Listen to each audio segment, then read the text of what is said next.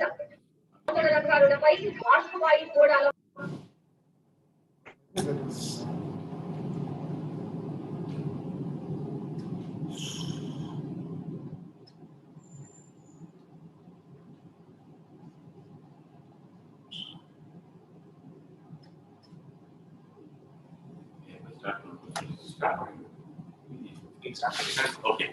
Good evening to all of you.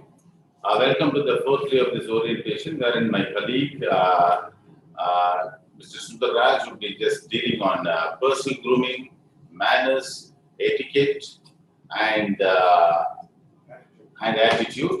I mean, Sundarraj is a seasoned pro with over 30 years of corporate experience, and definitely his points as well as his wisdom over 30 years would be really beneficial to you. And he has been training students. I mean, he joined Shastra probably 4 years back. Before that itself, he was a corporate trainer wherein he has got wide range of knowledge about the functioning of a corporate and what is expected of each and every individual as far as the manners as well as the etiquette point is concerned. So over to Mr. Sundarraj, and I'm really hopeful that you will enjoy his session very much. Thank you all and all. Thanks.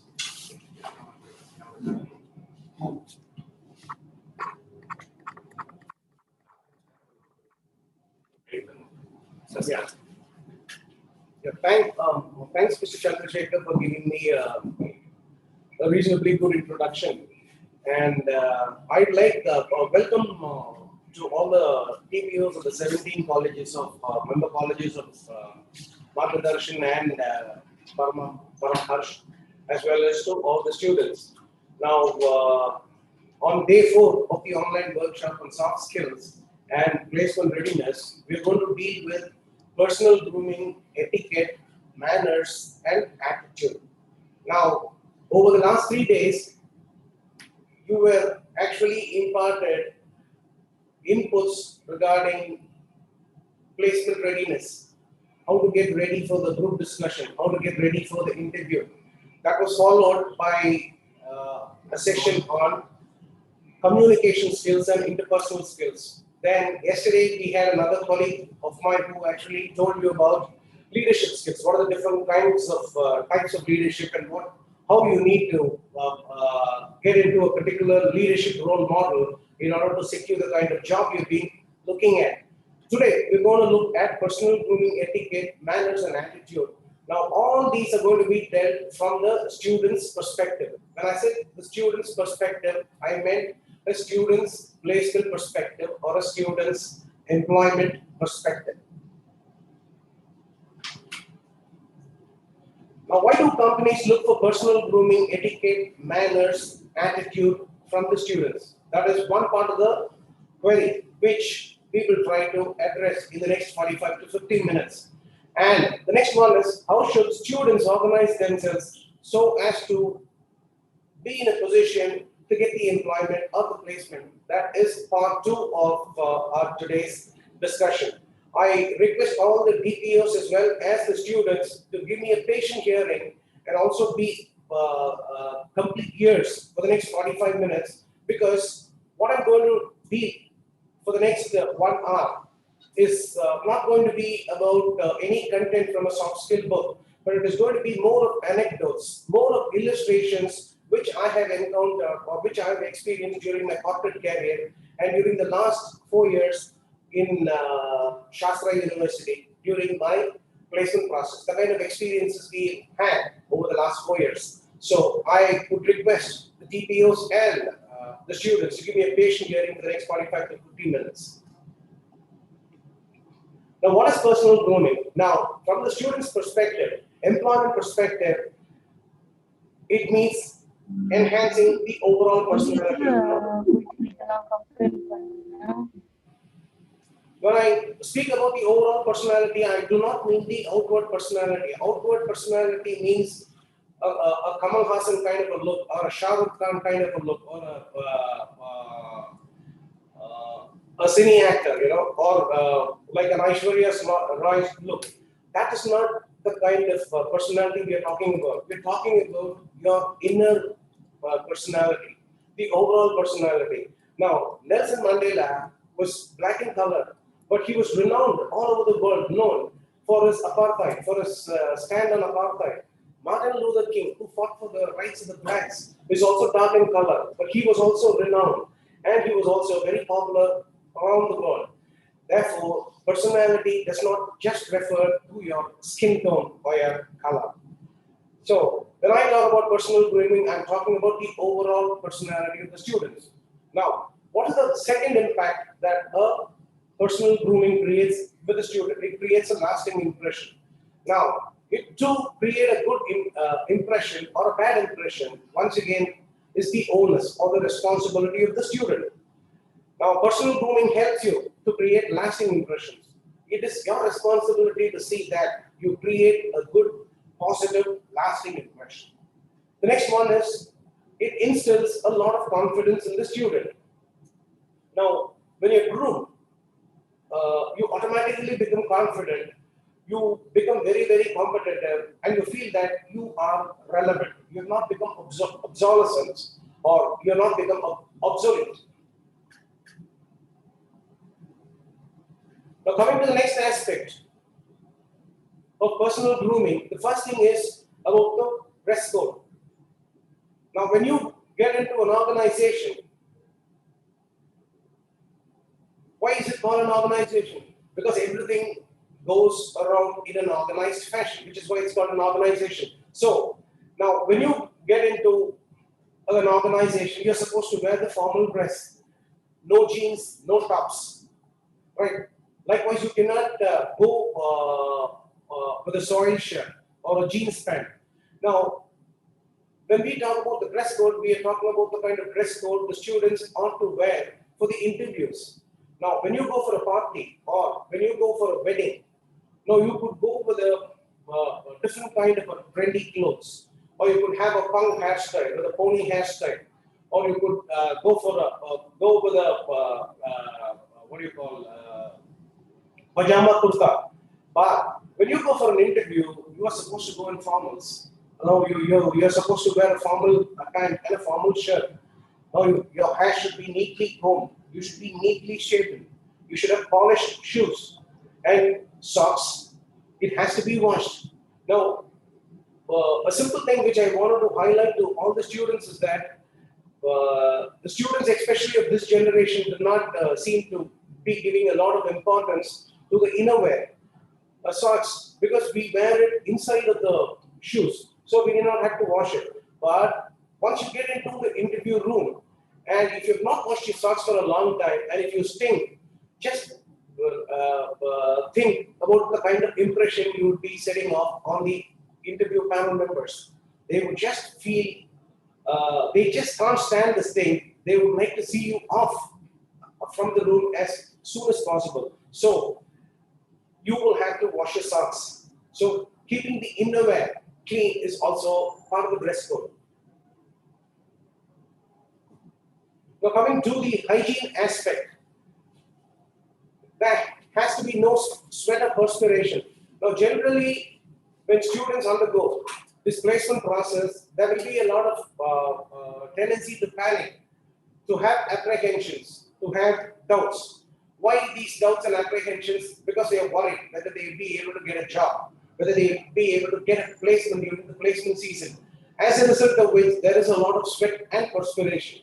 But every student must understand that such sweat and perspiration actually emanates a very, very bad odor. Especially remember when you're sitting down in an interview room with 3 other interview panel members, and if you sweat and if there is a bad odor emanating from you across the room, then once again you have created a lasting impression. What kind of a lasting impression is that? A very, very bad impression. So, how would you take care of this kind of sweat or perspiration and the bad odor that goes along with such perspiration? Go with a deodorant or have a mild dose of perfume. The next one is bad breath. Now, every morning, as soon as you get up, we say you have to do your morning duties properly. Now, imagine you go into an interview room, not brushing your teeth. You have a foul breath, and then you start off the interview.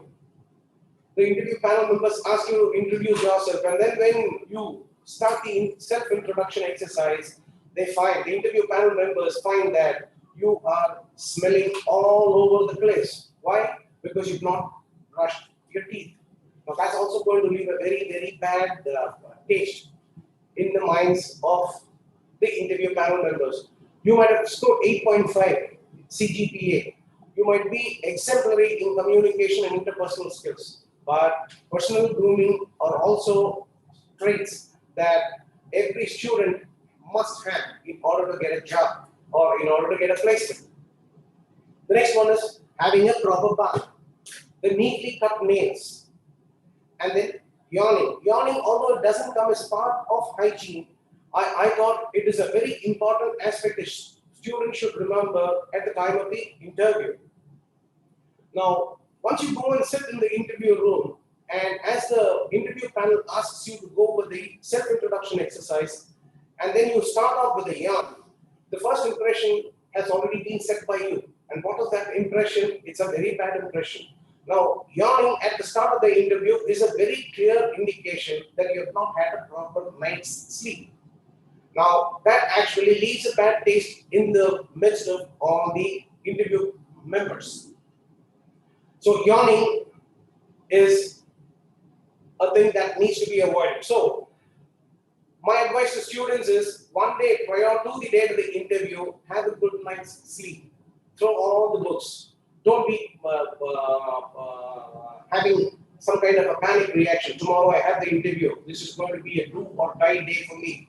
How am I going to handle it? Will I cross the goal successfully? Or will I be able to cut the ice? You do not have to have any kind of apprehension. Just throw your books away. Forget about everything. Say that I'm going to handle tomorrow, the day as it comes. Go and have a good night's sleep. And then the following day, you will not have any kind of yawn. And you would not have created a bad impression even before the interview started. Now, coming into the next aspect of personal grooming, we were talking about dress code, then we talked about hygiene. Now, we are going to talk about the body language signals.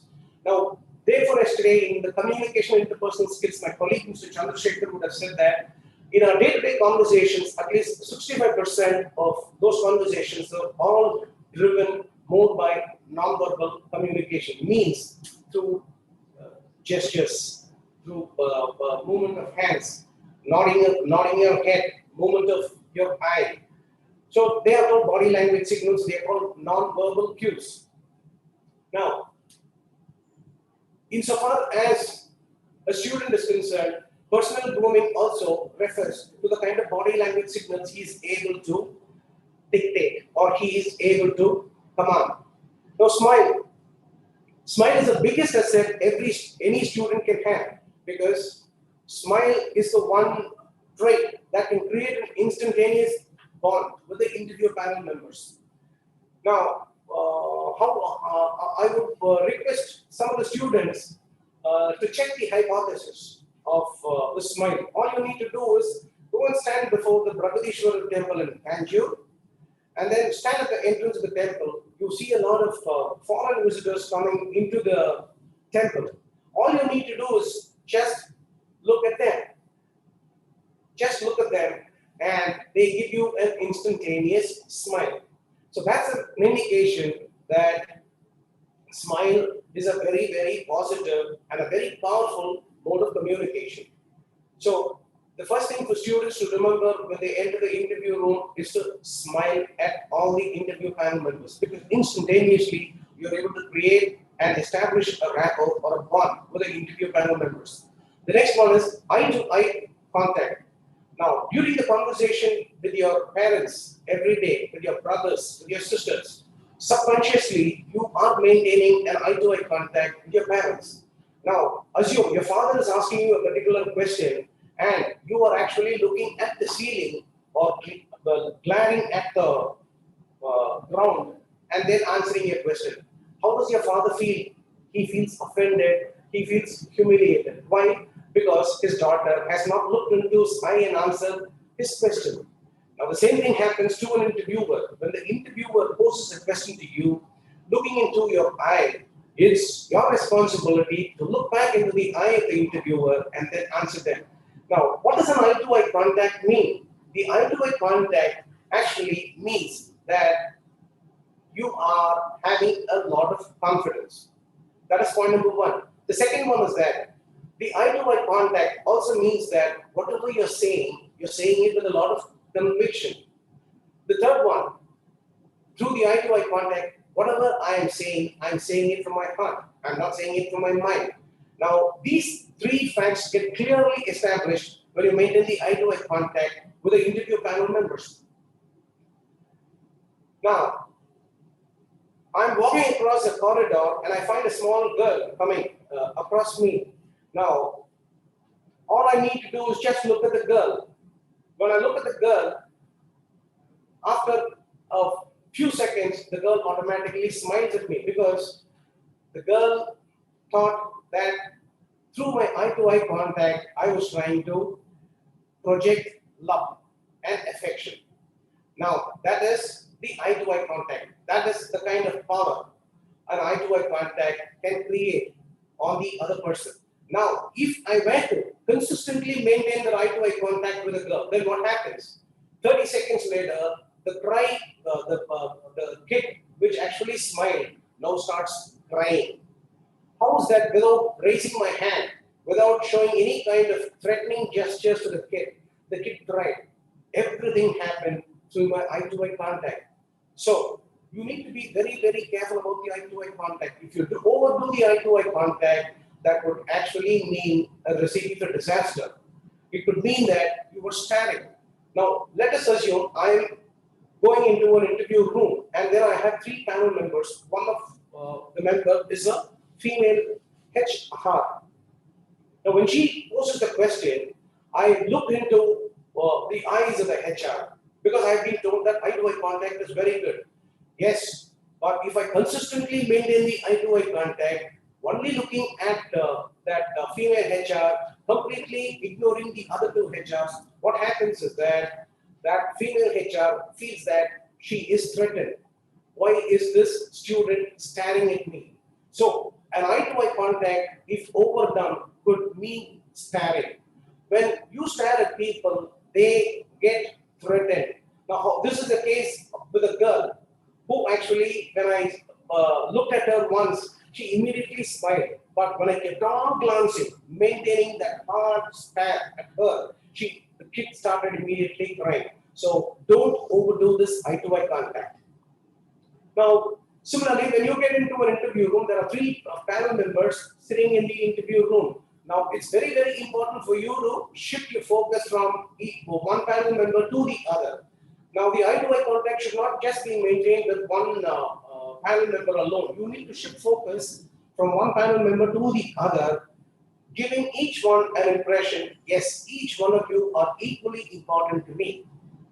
So, when you, during the course of the interview, shift your glance from one HR to the other and from one HR to the other, the kind of impression you're giving is that all three of the company executives are equally important to me. So it's very, very important for you to establish that kind of an impression to the interview panel members. One handshake. Handshake ought to be always one. Now, there are some students who have the practice of going to the gym, and then one handshake will ultimately become bone crushers. They crush the bone of the person who has extended his hand for the handshake.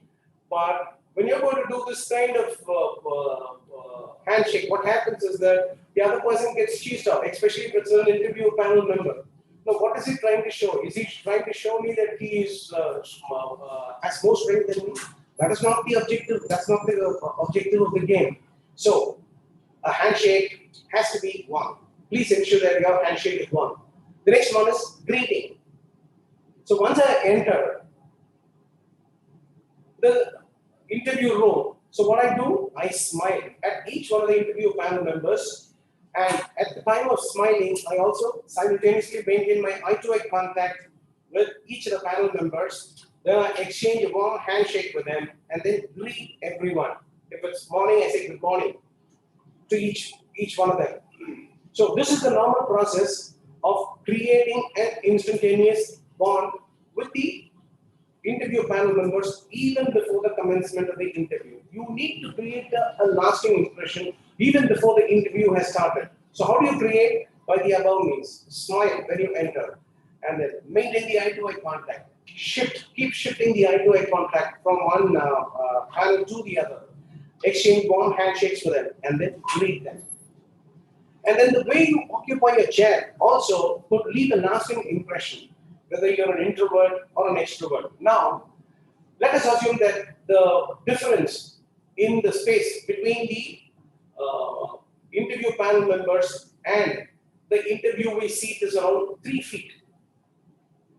That is the distance between where the student ought to sit and where the interview panel members are sitting. The distance between them is around 3 feet. Now, I enter, and when I being asked to take my position, what I do is I pull the chair up front and then take my position. When I do this, what happens is the distance between me and the interview panel members, which was originally 3 feet, now gets shortened to 2.5 feet.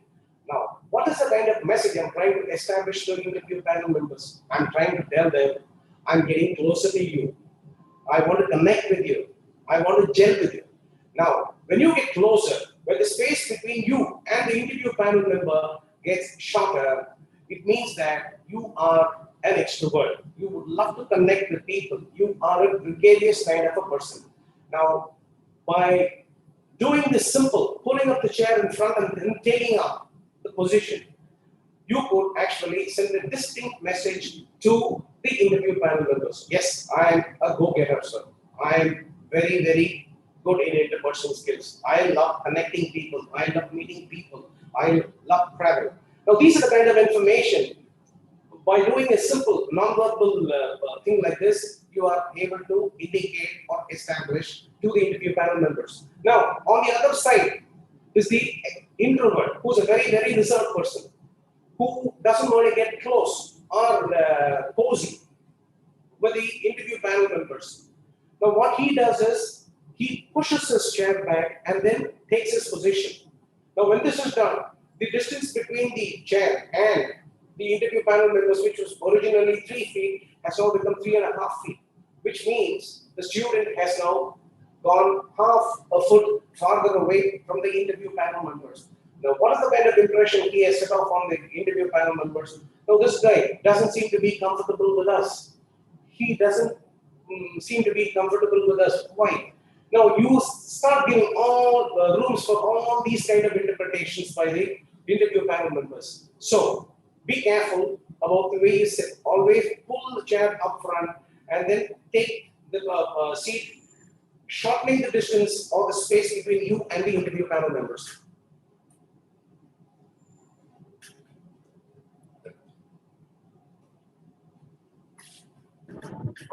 Now, coming into the negative impacts of grooming. We've already talked about this.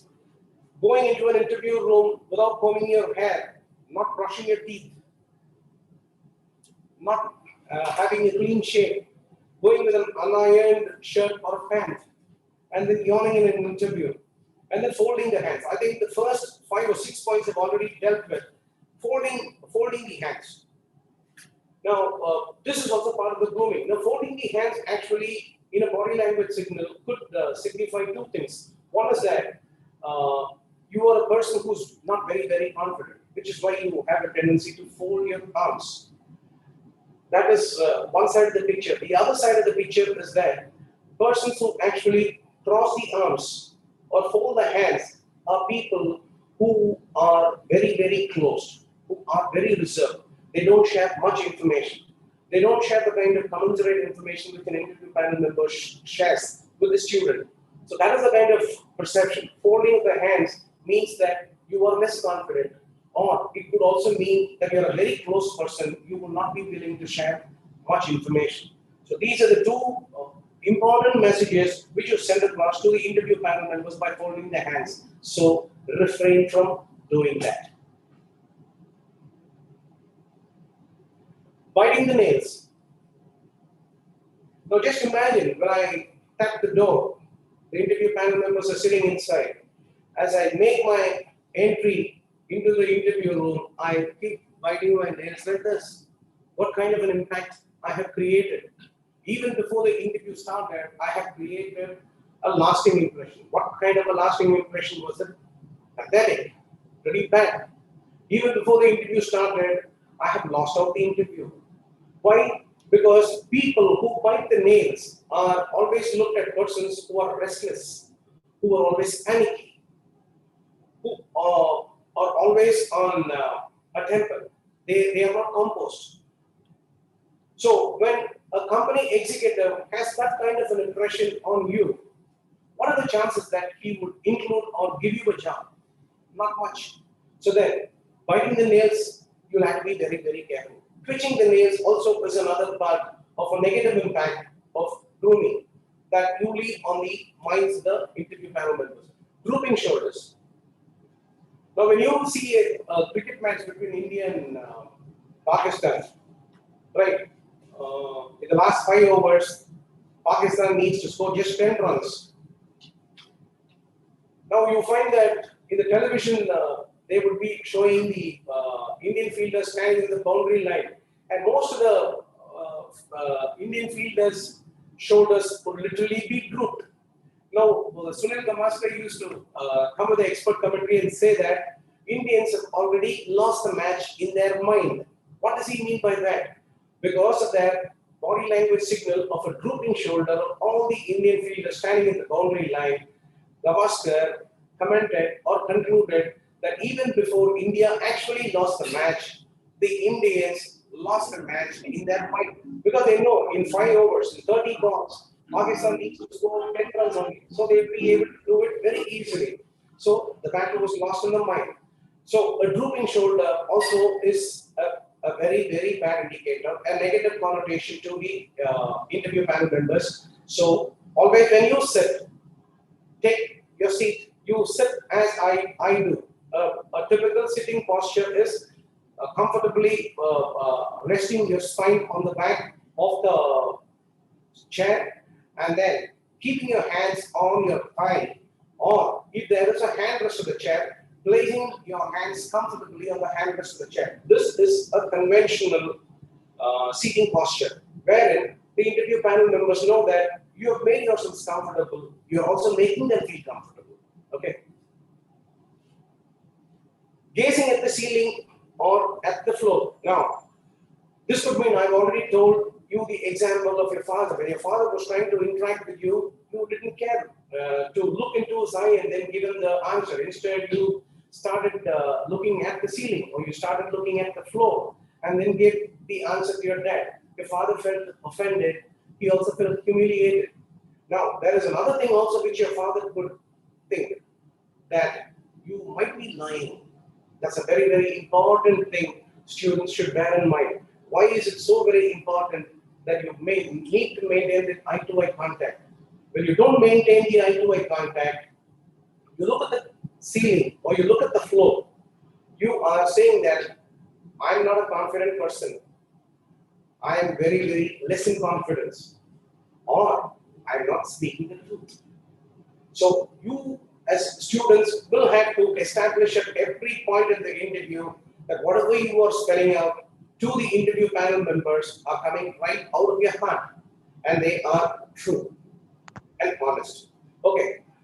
By looking at the ceiling or looking at the floor and answering them will give them unwanted perceptions that you're trying to bluff your way through in the interview. Never do that.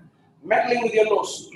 I don't need to get more into the details of meddling with the nose. You know what kind of an impression or what kind of a response you could evoke from the interview panel members once you start meddling with your nose. Now coming to business etiquettes.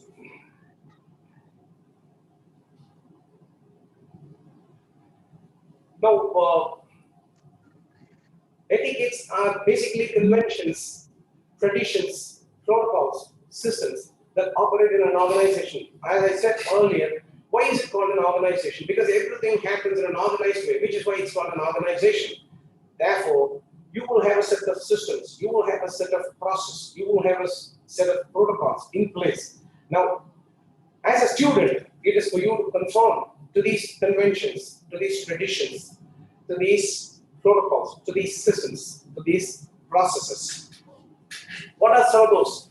I will not be able to give you a complete picture, but we will run through in general what are the most important business etiquette that the student needs to encounter when he gets into a corporate atmosphere or when he gets into a corporate environment. One is always greet your colleagues, superiors.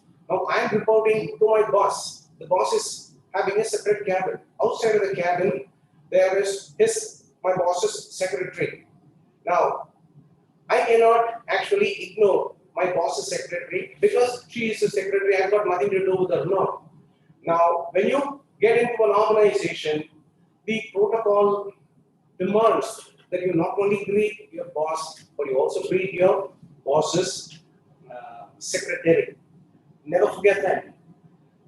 The next one is always maintain the distance when interacting with the other gender. Now, this is one of the important body language signals which I keep highlighting to the students. Now, in today's world, in a complex world, you're supposed to work as teams. Now, when you are working as teams, it will always be in a heterogeneous group. There will be a mix of both males and females. Now, when you look at the seating positions of our students in Shastra University, where you find all the girls are seated one side and the boys are seated on another side.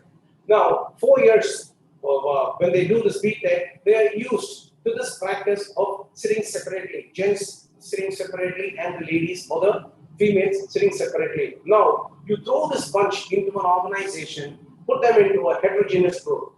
That is when they find things are not panning out the way as they had seen. So, it's very, very important for you to interact with the other gender. And in that, an important thing that you need to maintain is something called the intimate zone.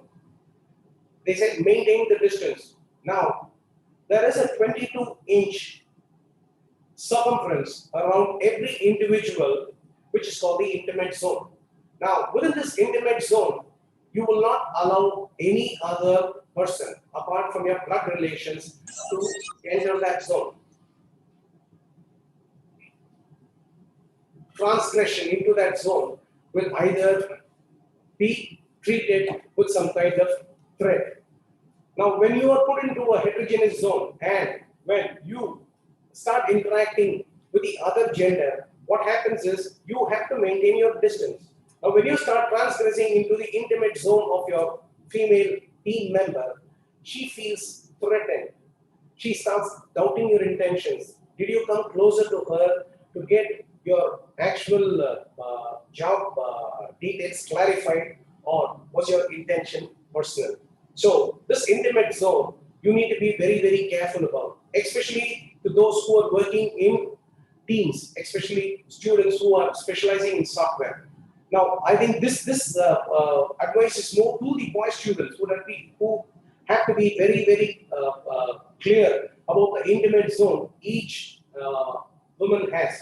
So you will have to really ensure that you maintain the distance with them. Don't give them any room to think that your advances are personal and not professional. The third one of the business etiquettes is to always ask permission before entering your boss's cabin.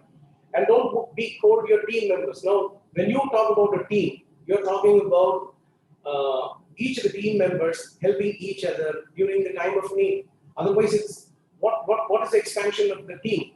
The expansion of team is together each achieves more. That is the acronym for team. Now, unless you are going to be supportive to your team member, the entire team will not be able to achieve what it has set its goals for. So don't be cold to your team members. Always be empathetic. Now, being compassionate is one thing. Being empathetic is a step forward. You put yourself into the shoes of the other person who's your team member, who's actually suffering. You visualize the kind of sufferings he's undergoing, and then you try to go out of your way to help him or her out. So that's empathy.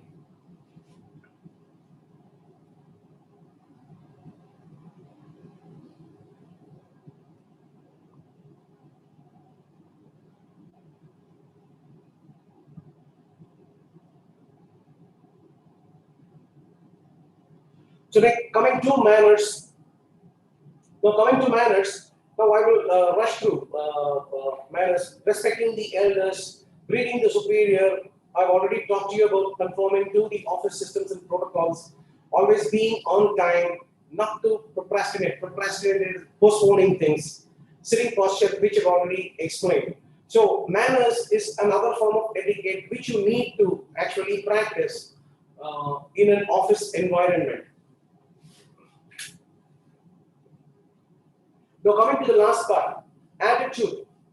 Now what we are going to deal here is why is attitude more important than other skill sets, and how attitude helps you in scaling up the attitude. Now what is attitude? Attitude can be defined in different ways by different people. Now, to a student, you would say getting an 8.5 or a 9 CGPA, that means attitude to me. Another person who's actually got a lesser CGPA, he could say, I got only 6.5 CGPA, but to me, attitude is speaking or communicating fluently. Now, to another person who's got an exemplary communication skill and a very high CGPA, attitude could mean something else to him. So, what is attitude? Now, as students, it's very, very important that a high CGPA is not going to be a sure shot guarantee for success. I want each student to write that very clearly or firmly in their minds. An 8.5 or a 9 or a 7.5 CGPA does not guarantee you success. Now, there is another person on the other side, a student on the other side, who's got 7.5, 8 or 8.5 CGPA. He has exemplary communication skills. He has magnificent interpersonal skills. But if he doesn't have the right attitude, the company is not going to employ him. So what is attitude then? I'd like to say, not losing faith in oneself. I'd like to mention an incident here. This happened in our Shastra University. Now, a student from the computer science department, and he was under my class in the pre-final year for soft skills. A very communicative guy, and took a lot of initiative in all other assignments that was given to him during the class. And now in terms of the technical skills, yes, he had a CGPA of 8 or 8.5. But to my surprise, what happened is during the first 3 or 4 recruitment process, once the placement season commenced, this guy was clearing the online test, this guy was clearing the technical interviews, but when it came to the last leg of the campus drive, that was the HR leg, this fellow was losing out on that. So he lost out for the first company, the second company, and the third company. Once he lost 3 companies in a row, then it became very, very difficult for him to take that. So one day he confronted me in the college campus. He rushed to me and said, "Sir, what is wrong with me?" I was flabbergasted to see a student emerging from nowhere and posing that query. I asked, "What is wrong with you? Why are you posing this question to me?" So he said, "Sir, I have, you know me as a student. I have performed excellently well in all the 3 placement process. But it so happened that I have lost out in the HR leg for all the 3 companies consecutively."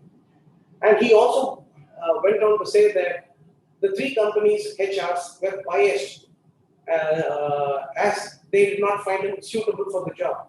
Now then, I told him, see, there is every reason for you to be biased towards one company. One company doesn't like your face, so they're not going to select you. But I told him 3 companies cannot get foolish at the same time. Then immediately he started realizing, okay, there was something wrong with him. Then he posed the next question. So then what do I do? What is wrong with me? He asked me. I said, I do not know what kind of error you committed, but you would have committed a major blunder in all the 3 HR interviews, which resulted in your not being selected. Then he asked me, how do I identify the kind of mistake I had done during the HR interviews? I said, you are the person who could identify it. I said, go back to your home, lock yourselves in a room, start recapitulating all the interviews you have done with the three companies, retrack, and then start off from the first, and then you will definitely be able to identify where you are really goofed on. 15 days later, he stays in municipal colony, I too stay in municipal colony. He came running towards me, was hands high, and told me, sir, I got the job. I asked him, how did you manage to get the job? And then he told me the reason he had identified was that being very good in communication, sorry,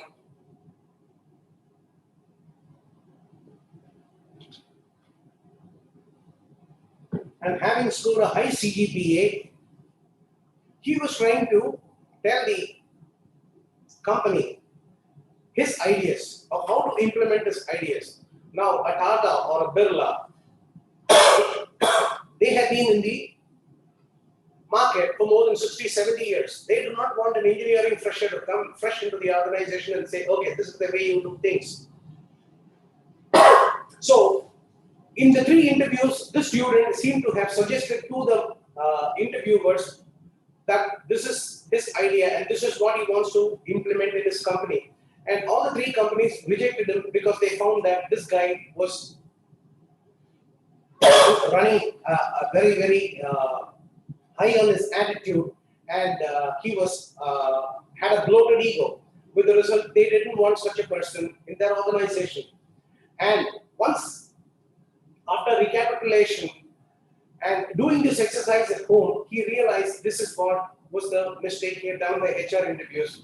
Subsequently, he had actually altered, revised, and instead, in the HR interview, what he started spelling out is what were the skill sets, the technical skill sets he had, and how he could actually put his skill sets so that the company grows, how he could put his skill sets into proper operation in the company. Then he got the job. So it's very, very important that your attitude is good.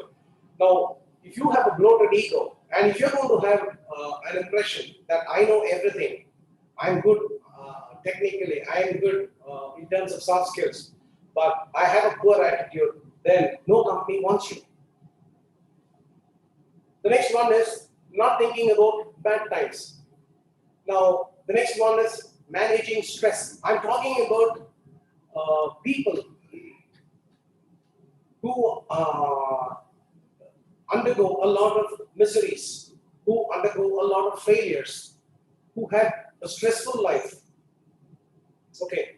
Now, what does attitude mean to them? You will have a lot of slides which I will show later to highlight what attitude means. Facing problems confidently, taking failure in a stride.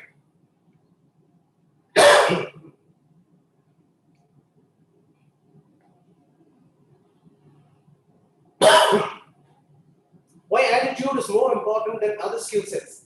Now, as I told you, good technical and soft skill becomes a waste if it's not supported by a proper attitude. Now, I could tell you an example of another college girl who had a very high CGPA and she was brilliant in the communication and personal skills.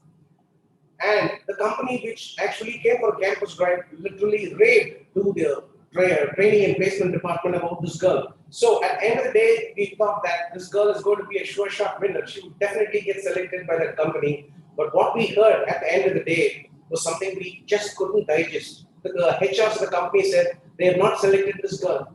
Then we asked them, why? Despite having a very high CGPA, despite having an exemplary communication skill, you were raving about her in the morning session. How is that you're not selected?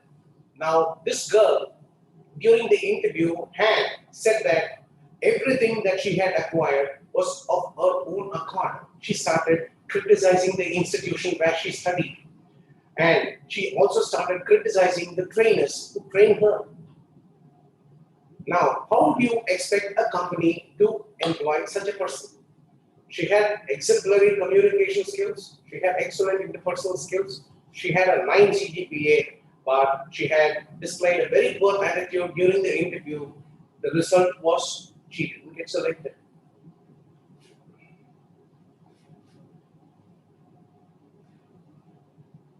So then, a casual attitude also means that a person who takes life as it comes, who doesn't have any career or personal goals, a person who's always critical. Anything you say about him, he always is very, very critical. A person who has a tendency to postpone things, a person who has no humility, who is not humble, who always keeps pausing around, a person who's unwilling to help others. Now, how does attitude help you in scaling up the altitude? The first thing is you learn from the mistakes and ensure that you don't repeat those mistakes. And then the second one is appreciating that to commit an error is human. To err is human. So you will have to appreciate that once you understand that, you know that any mistake that you have committed has not been done on purpose. And so you will make all the efforts to see that it doesn't recur again. Keep all the negative people out of the ambit. Now, you have a lot of friends who always keep throwing a lot of negative things. You talk about a particular CGPA, they say it's just impossible. Now, anything and everything you keep talking to them, all they could contribute is nothing but negativity. Now, you will have to keep these people out of ambit.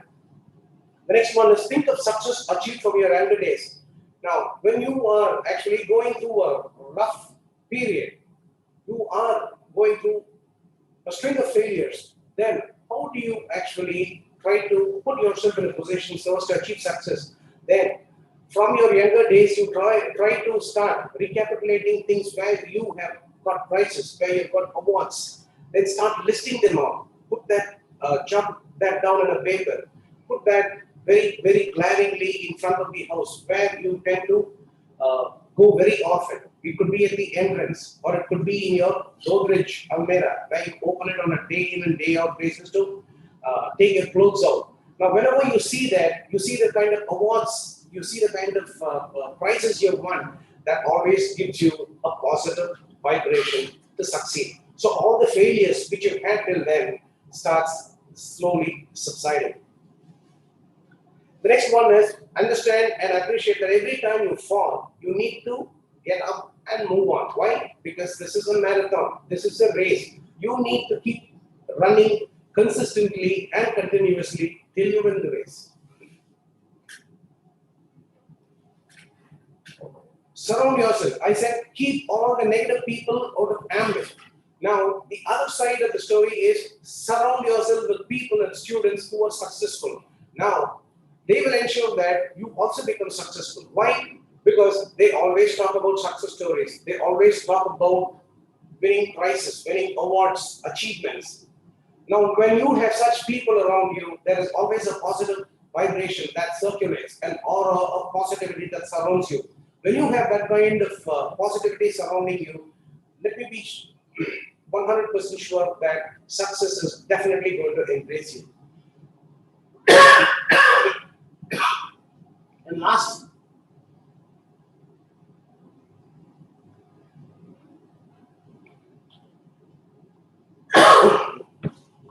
realize that most personalities who have achieved success have failed innumerable times in their career or professional or personal lives before they achieve stupendous success. Now, I will show you 10 to 15 slides. I don't think I need to explain them in detail. One look at those slides, you will understand. Now, this is a picture of Dhirubhai Ambani, who was the chairman of Reliance Enterprises. Reliance Enterprises is now being run by Mukesh Ambani, his son, which is one of the 10 largest global enterprises. Now, Dhirubhai Ambani had not even studied 10th standard. But how was it he was able to build such a giant of an enterprise? Attitude. He didn't even pass 10th grade. What was it that Dhirubhai Ambani had? He knew how to give a task to a 1,000-strong labor force. He knew how to motivate them towards doing those tasks. Now, it was a soft skill that helped Dhirubhai Ambani to build such a large empire. Mukesh Ambani is actually a legacy of the giant of an enterprise that Dhirubhai Ambani created. Abdul Kalam, he was rejected for the interview of the pilot. Later on, went on to become the chairman of ISRO. So, when the interview members told no to Abdul Kalam, indirectly meaning rejected for the interview of the pilot, what did Kalam take that no for? No, he said, means next opportunity. So he started hunting for the next opportunity. Now, students also should put themselves in the same kind of a mindset. A failure is not a failure forever. A failure is only a stepping stone to success. It takes you one step closer to victory.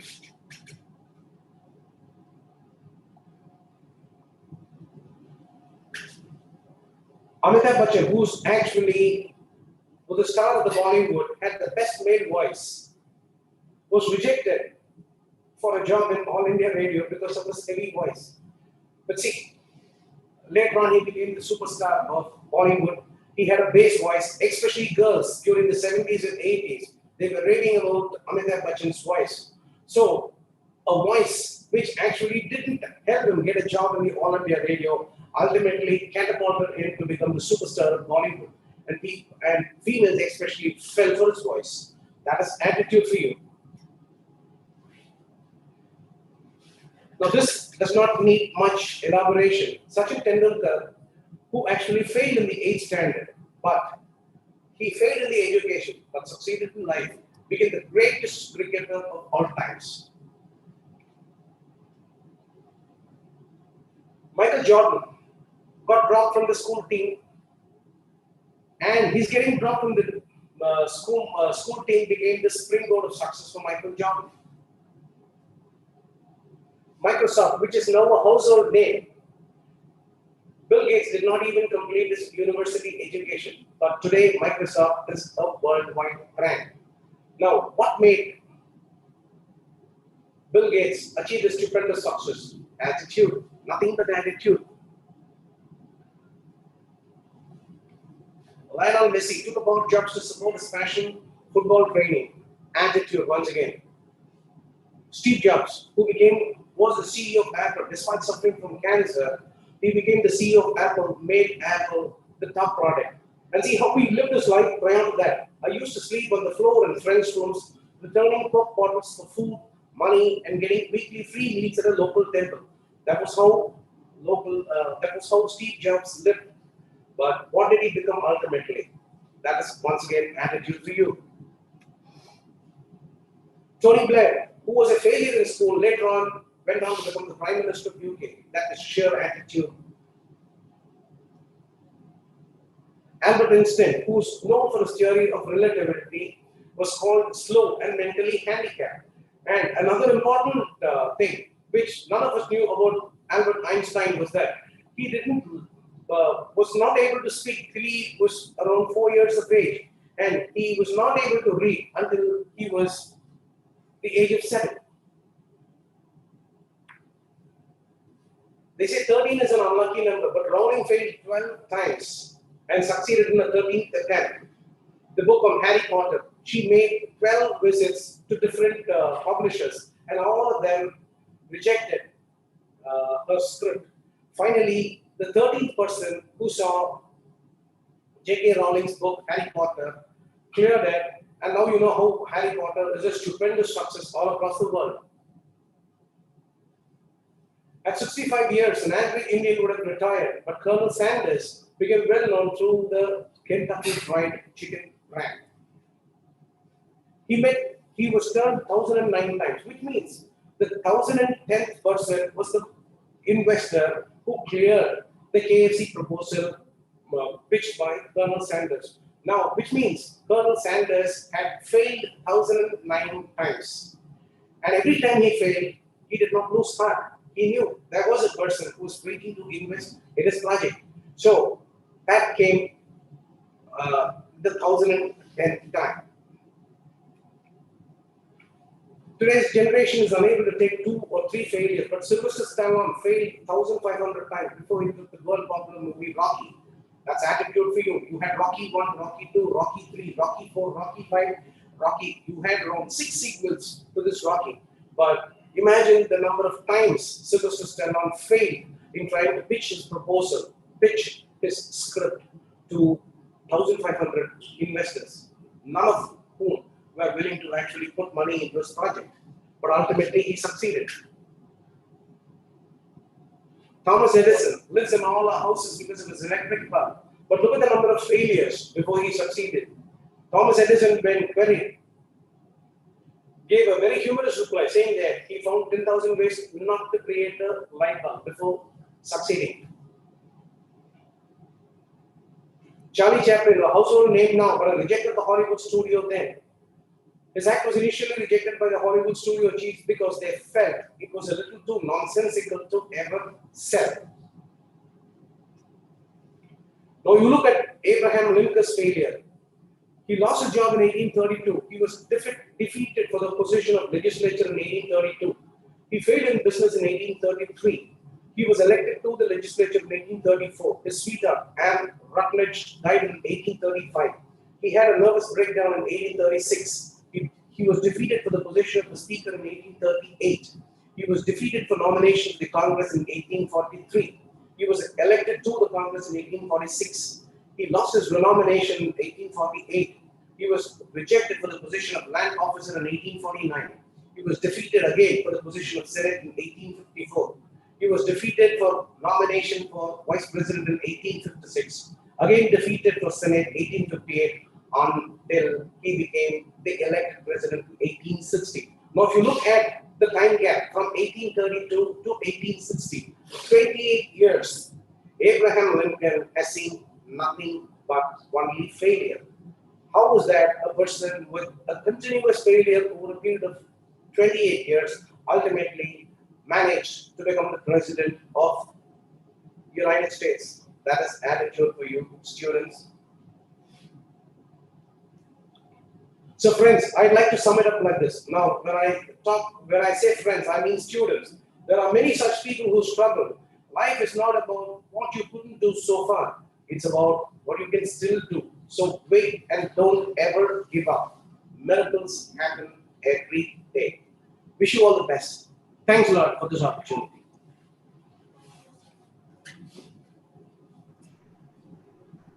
Thank you, Mr. Sundarajan. Martin, can I speak now? Yes, sir. Yes, sir. Yes, sir. You can go ahead. Okay. Thank you very much for your nice presentation. I'm sure that the audience have immensely benefited from Mr. Sundarajan. Very, as was rightly mentioned in the last slide, attitude decides your altitude of life. See, the employers, recruiters are very keen about your attitude. Suppose if a person is lacking in aptitude, that is called intelligence, one can be trained. Suppose you don't know the particular programming skill or a technical skill, we can teach in 1 month or 1 year. But if somebody is not having the right attitude, if the way in which they conduct, attitude is nothing but the way in which they approach, conduct, conceive, perceive things and behave accordingly. And if the attitude is not so good, it is too difficult for any employer, recruiter to correct it. So between attitude and aptitude, they both are very important. It's like two eyes. But then the employers or recruiters are very keen about the candidate with the right attitude and mannerisms, etiquettes, whether it's a telephone addressing to whether it's a telephone conversation or in the face-to-face conversation, or even when you write letter, whatever be the mode of communication, you should be very polite. You should be, whether it is verbal or non-verbal, face-to-face or through the mechanical devices, one need to be very courteous, very polite. This is very important. How much knowledge we have, what is our background, qualification is secondary. What is more important is the behavior, the attitude and the mannerism, ethics and etiquettes. I often used to tell our students, poor performance can be tolerated by me, but not the poor attitude or poor behavior. When any employer, any teacher will be ready to accept poor performance, even it can be improved. If one is ready to learn and improve the performance, it can be taught. But certain things should come on their own and personally. So yes, very correctly touched upon all the salient points of the mannerisms, etiquettes, all those stuff. So I thank Mr. Sundarajan for today's his presentation.